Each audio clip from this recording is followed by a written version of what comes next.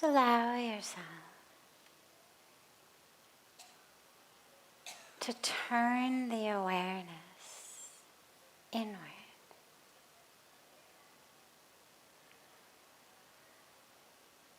Usually our awareness is hooked into all of that changing in the world around us. Objects, colors and shapes. Constant movement, constant change. Just allow yourself to unhook your awareness from there and draw the awareness inward.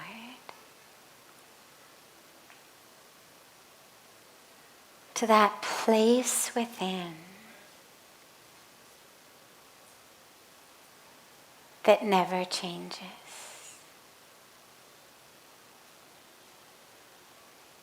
To that shining light within of the very truth of who you are.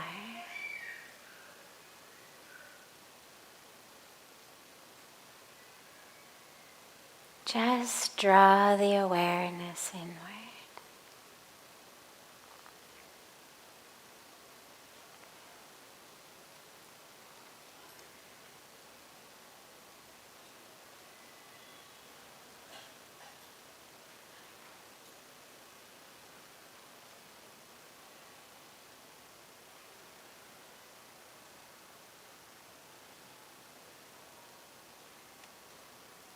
Today, on this sacred Ashtami day,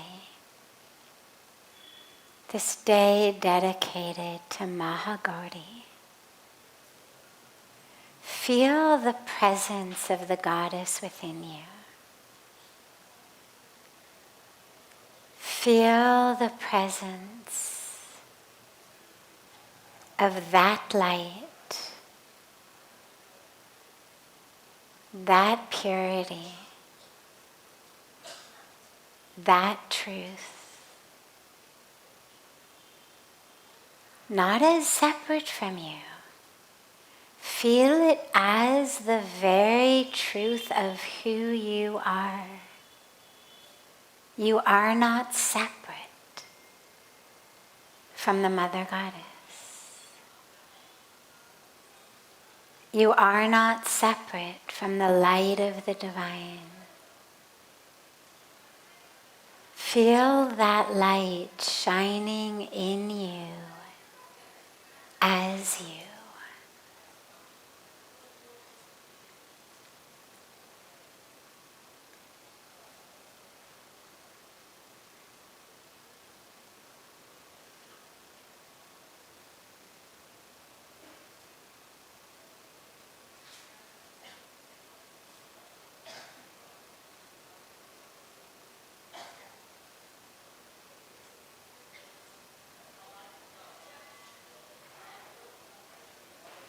If the mind wanders, don't yell at it, don't worry. Just gently bring the awareness back to your breath, and back to that shining light of presence, divine presence within you.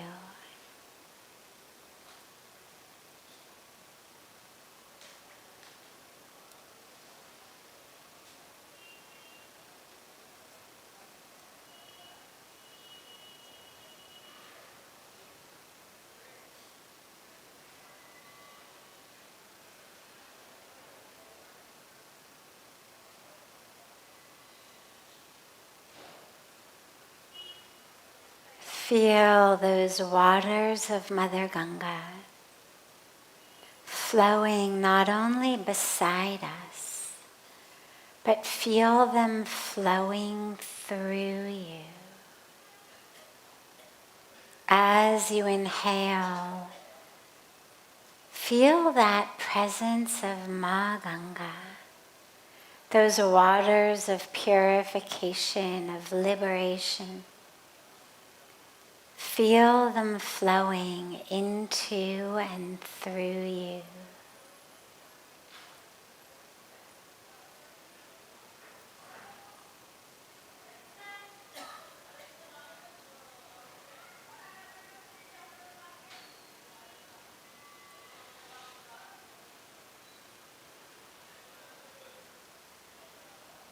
And as you exhale,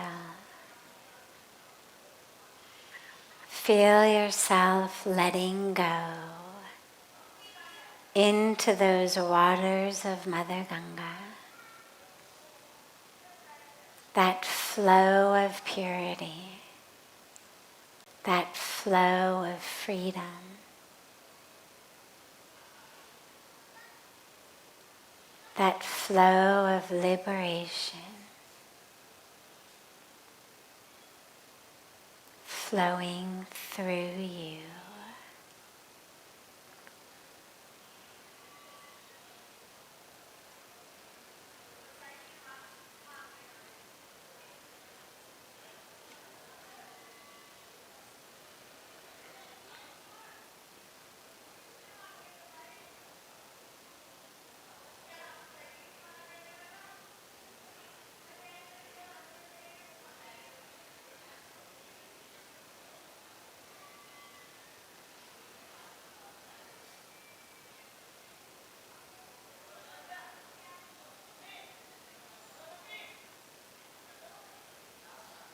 If you get distracted, just bring the awareness back.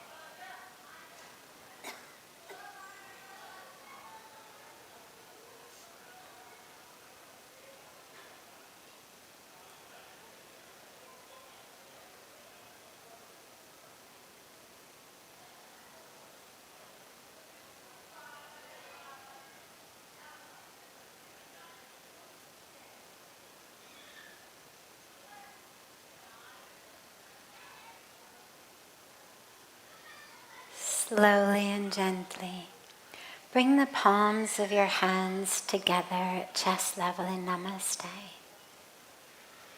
And gently rub the palms of your hands against each other.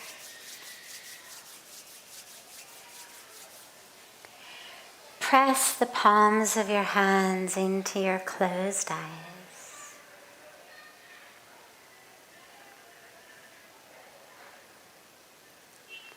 Slowly lower the hands and open your eyes. Welcome to Satsang. So beautiful to be back together after being out for the last little over 2 weeks. And today is such a sacred day. So we were speaking in the Arati about Navaratri and Mahagauri. I won't go too much more into that so we can get to the questions, but it's worth mentioning also that this aspect of the Mother Goddess is the aspect who does battle. Each aspect of the Divine Mother battles a different asura, a different demon. And the demons are all part of our own ego. Not just in the stories, but in reality as well, because there's no demon outside who ruins our lives. It's never about the outer world. It's always about my thoughts, my perception, my reaction, my vision in the inner world. It doesn't mean that there are not people outside who are mean, rude, selfish, obnoxious, liars, cheaters. Of course there are. But what it means is that the problems that I face on a really deep level, the stuff that keeps me awake at night, the stuff that keeps me from eating properly, digesting properly, the stuff that leads to the stress and the depression that is just skyrocketing these days is how I take it in on the inside, how I see the outer world, how I understand it, how I react, what I think about it. It's my mind. That's why it said so beautifully, Man eva manushyanam karinam bandha mokshayo. The mind is the key.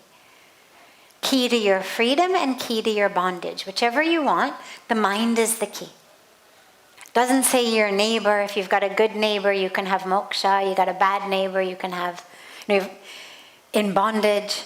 Doesn't say the key is your spouse or your parents or your in-laws or your job, right? Good one, you get moksha. Annoying one, you're stuck. No, it's the mind. So I mention this right now because the demonic energies, the asuras that Mahagauri fights, are Shumb and Nishumb. Means I-ness, that sense of me, that separate me, and mindness, this separateness. And the reason that those are such big problems is, number one, they're rooted in falsehood, right? There is no I. I is supreme reality, Sat Chit Anand. That's the truth of who we are. Sat, truth, existence, Chid, consciousness, Anand, bliss. But that permanent state of bliss, that's who I am. I'm not the one whose 1,000 rupees you just stole. I'm not the owner of the 1,000 rupees or the one who lost the 1,000 rupees. Or the 1,000 lakhs of rupees, however much it may be. I'm not the body, I'm not the story, I'm not the history. So I-ness is a demon in us because A, it's false, so it roots us in falseness. It's why we practice the niti meditation to remind us, I am not this, I am not the body, I'm not the mind, not the emotions, not the memory. But also the other thing it does is it separates us from others. Because if I am over here, if this is me, and that is you, well then we are separate. Look, we've got like 10 good feet of empty space between us. Maybe more.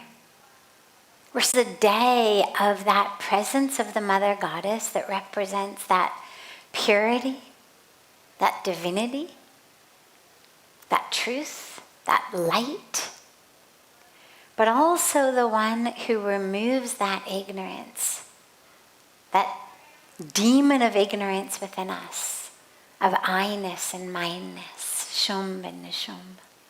So with that, I could talk the whole time about that, but I want to get to our questions. So as always, we start with one of the questions that comes in from our online internet-based audience, joining us from all over the world. And then any questions that anyone here has, there are 2 microphones.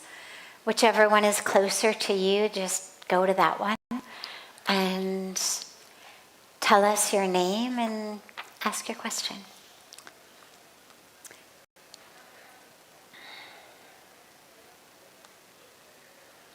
How can I navigate feelings of regret and frustration and break free from feeling like I am trapped in a relentless cycle, seemingly making no progress toward what truly fulfills me? That's shared by Rosanna from Australia, who's asked this on our website. So navigating feelings of anger, regret, frustration, and break free from feeling trapped. So interestingly, anger is what traps us. So if I'm angry about feeling trapped, I'm literally making myself more trapped. The biggest trap in our life is anger and grudges, whether it's at others or ourselves. Either way, that is what keeps us stuck. And that's why I always share that forgiveness, if you've been coming to satsang for a while or watching online, you know that forgiveness is one of my favorite topics. And I always say we forgive not because what someone did was okay, but because we deserve to be free. And the anger keeps us from being free. Anger keeps us stuck. I am literally tethering myself, tying myself to a moment in the past when someone harmed me, cheated me, betrayed me, was mean to me. I've tied myself to the past. And I've tied myself to that exact moment and to that person. So we say, I never want to think about them again. I never want to see them again. And then every minute, every moment, I'm literally tying myself to them. If I can't forgive and let go, I've just created a karmic bond between me and that person. They will get their karmic dues. That's the law of karma. If they planted seed the wrongdoing, they will get that karma. But if I hold on to the anger, then I've tied myself to it as well. I've literally said, okay, I was the victim of what you did. But now I'm the one who's going to carry what you did. You cannot rewind life. Life has no rewind button. It has no do-over button. There's no Control Z that undoes what you just did in the last moment.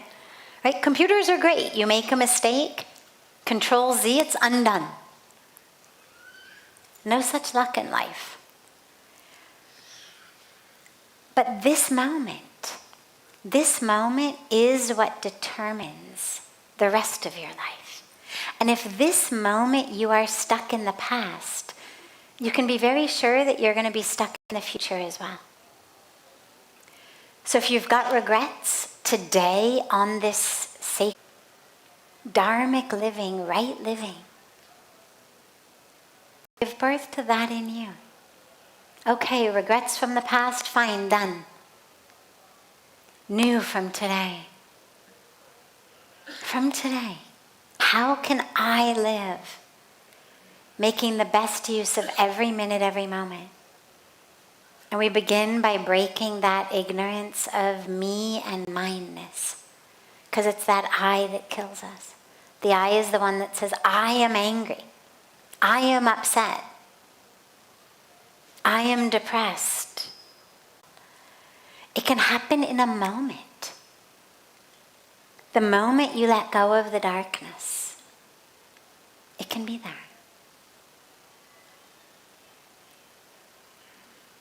Other questions? Yes. There's a microphone right behind you. If you just come and then everybody will be able to hear your question. Up, Ayega. Yeah, baby.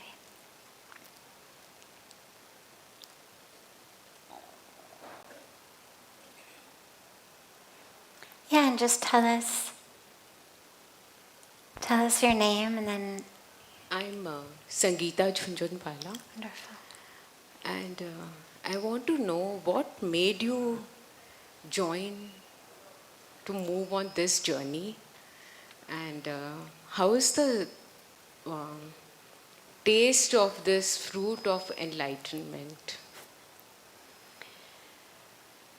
So my journey has been actually really I think you have to turn off that microphone or it's going to keep ringing in the speakers. Yeah. My journey has been really a journey of grace. I was only 25 when I came.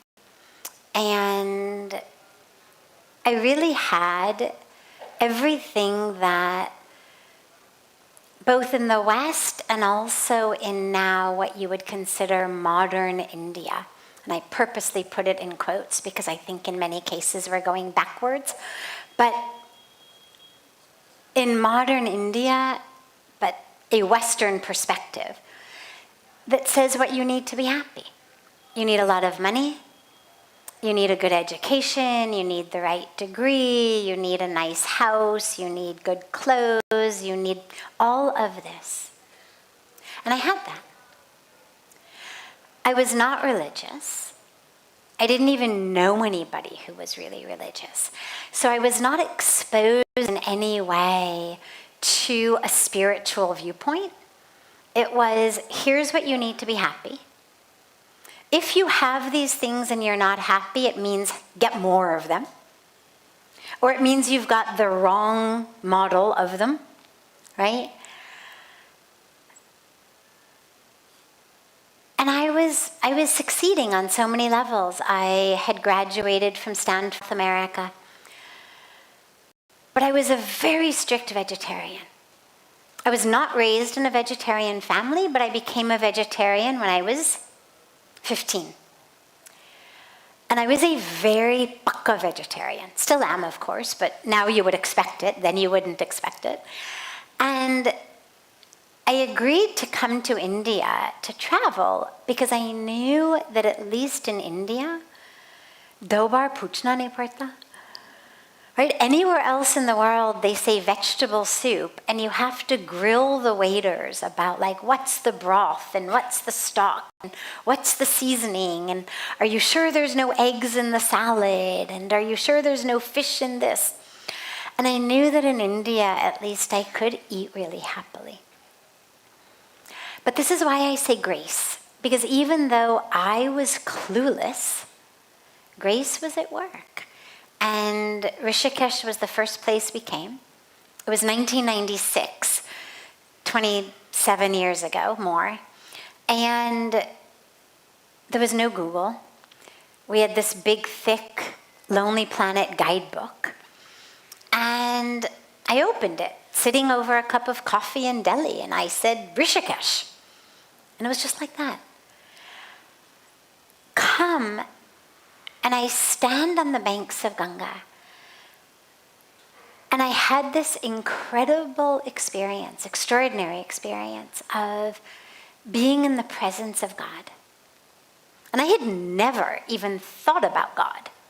I mean, God was just out of 1,000 things I would think about. I could easily think of 1,000 things before I would think about God. And yet, suddenly, just this experience of being in the presence of the divine. And it began over the Ganga, but then it included everything, whatever I looked, was the divine. And then I realized it was in me as well. And I had never thought of myself in that way. In fact, I had a lot of complex amidst all of the prosperity and blessings and wonderful opportunities. And so I had this mix of issues and struggles that I was feeling. But I always had a sense inside that there was something not quite right about me, that I just wasn't nearly as good enough or pure enough or worthy enough as I should be. The idea that the divine was in me, I would have laughed at you if you told me that. I would have said, yeah, that sounds really good, thank you so much. Like, did my parents hire you to tell me this? I would have thought that you were somehow just trying to make me feel better. It never occurred to me. And then suddenly in that moment, this experience of the divine that was everywhere and everything, and also me. And it knocked me to the ground, and I cried and cried and cried, and I knew I've come home. in that moment, I knew, okay, this is where I'm meant to be. And yeah, that was September, will be 28 years ago. And it's been incredible. It's been absolutely incredible. It's been a path of grace. It's been a path of surrender. The law of physics and science, I've got an academically science background, and science tells us, the law of physics tells us, who we think we are, of our complexes, of our narratives, of our histories, of all of that. We literally block ourselves from grace. Grace is there. I didn't do anything to deserve it. I had never meditated. I had never done japa. I had never done puja. I had never done anything other than tried as hard as I could to be a good person, don't lie, don't cheat. I had been a good person, but I had never done anything on any level that you would say, oh, grant this girl this type of experience. And that's why I always say grace does not discriminate. Grace is not waiting for you to make yourself worthy. Grace is not waiting for you to be good enough. Grace is there. All you need is to stop filling that internal self with untruth. The more we say to ourselves, I am this, whether it's something that sounds really good, I am smart, I am beautiful, I am wonderful, I am this, or whether it's something that feels bad. Either way, they're both stories about this physical body. They're stories about this karmic incarnation. What you've done, where you've been, your skills, your talents. Meaning, they're untruth. And all they do is they take up space. We have to keep telling ourselves stories. And then every person we meet, they feed into the story. If I'm good and they didn't treat me nicely, तो फिर क्या समझती आप अपने आप को? कि आपको पता नहीं है कि मैं कौन हूँ? Yeah, we feel badly. I'm so nice to them and they treat me so badly. So there's always a story. And it fills us up. For me, it's been really an experience of the presence of grace and of letting go of all of the stories of who I thought I was in order to empty myself to feel that presence of grace and to just be that instrument. This practice of karma yoga, this practice of seva, this practice of service is the most powerful spiritual practice because it reminds you over and over and over again, just be an instrument. Just be an instrument. Nimitta matram. You don't have to figure anything out. You don't have to become something. You don't have to do something. You just have to surrender to the divine. You know who I am. You know what I've got. Use me. Use me. Just flow through me. Just let me be a channel. Let me be an instrument for grace. And as it flows, whatever way you're serving in the world, it doesn't matter. You are the first beneficiary of that presence of grace. Because you're feeling it flowing through you. The rest is then flowing onto others. It's like when you feel joy or you feel love, long before you share it with others, you are the first beneficiary. When you learn to choose love or choose peace, it's not just to make your relationships better. You're the first beneficiary. The love you share with others is generated in you. The joy you share with others is generated in you. It's flowing in you first. And it comes from surrender. An offering. And love. Yeah. I'll give you a book also. After satsang, there's a table that has some books, and one of the books is my recently published memoir called Hollywood to the Himalayas. So you can get one. Yeah. Other questions? Yes.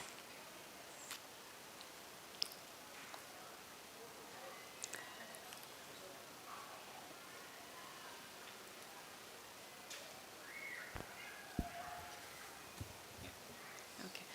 So I'm Pooja, and my question is related to what you have talked about just now, Sadhviji. You have talked about anger, and you have talked about forgiveness, that how important it is for us to, overcome it in our life, to evolve spiritually. So I have been working on these two things, and one thing which happens is that I reflect upon, like when I meditate, I reflect upon how I could have, been in a particular situation, how I'm feeling that I-ness is coming. Sometimes Yes. it's coming that, oh, I am the one who's making the adjustment. I forgive. I have done that and this. Yes. So that I-ness in the spiritual sphere also gets in. One thing which I am juggling is that, we make those efforts because we feel it's good for our soul, that, we are forgiving, we are working on this. And if, like you said, that if it's a deep sanskar, and if we don't let go in this life, it goes in the next life. It certainly does. So amount of, willpower we show to, eradicate it from our system is good for us. But what happens is, where I get stuck is that the I-ness, and also the thing that the other person is not making any effort, but you make all the efforts, where it's the workplace, you show less ego, it's the personal sphere, you make all the adjustment, but some bit of things which are needed from the other person, understanding, is this thing, and then it feels like, is it just your cup of tea? Okay. Yeah, thank you. Sure. So this is why it's a practice. It's a practice. And it's a minute by minute, moment to moment practice. It's not a one-time thing you're done. The word sadhana means spiritual practice. Every minute, every moment is about being anchored and grounded. So, yeah, I-ness, mindness, it comes in. It comes in spiritually even. I am the most humble. I am the best meditator. Right? If it were not so subtle, it would not be such a challenge. And this is where that practice of neti comes in, is you notice it. And you say, not this. I am not this. Don't yell at it. Don't criticize it. Just notice it. It's not self. Imagine that you're walking down the street and some drunk person or on drugs person or mentally deranged person is standing on the side of the road. Sometimes you walk through a city and there's somebody seeming crazy on the road, and they're yelling all kinds of things, insults at you. Now, you don't take it personally. You understand that person is drunk, or they're under drugs, or they are mentally deranged. You don't say, oh my God, that person said I am this, therefore I... You don't spend the next several blocks or hours or days upset about what that person said about you. Because you understand it has nothing to do with you and only to do with them. when these aspects of the ego arise, see them in that way. It's the chattering. It's chattering. That's all it is. It's the nature of the mind. Now, each of our minds is slightly different. We have different prarabdha karma, we have different sanskaras, we have different vasanas, we have different experiences. So the makeup of our minds is different, but the ingredients are all the same. It's all the same stuff. Takes different forms, but it's all the same stuff. And you just notice it, look at it, and just picture it shouting.